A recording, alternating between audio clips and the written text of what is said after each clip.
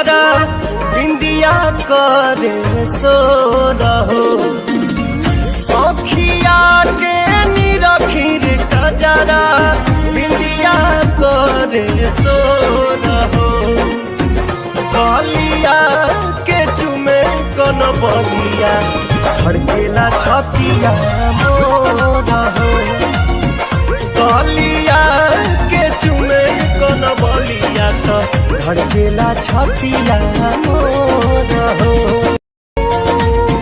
मन के पसान हो तू ही धड़कन हो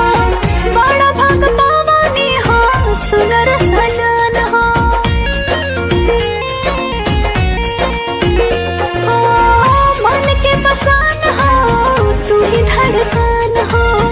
बड़ा भाग पावानी हो सुनर सजन हो एशिया के गमके रे गजरा चमके पोरे पोरा हो बलिया के चुमे कन बलिया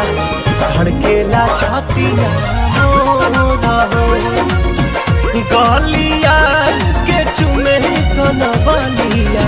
धड़केला छतिया मोरा हो दिलवा के प्यार हो राजा दिलदार हो सपना के तू ही हमार राजकुमार हो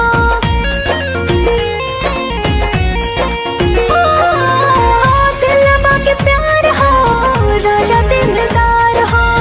सपना के तू ही हमार राजकुमार हो धीरे धीरे सर के रे अचरा घेरे घटा घन घोरा हो गलिया के चुमे कन बलिया धड़केला छतिया मोरा हो गलिया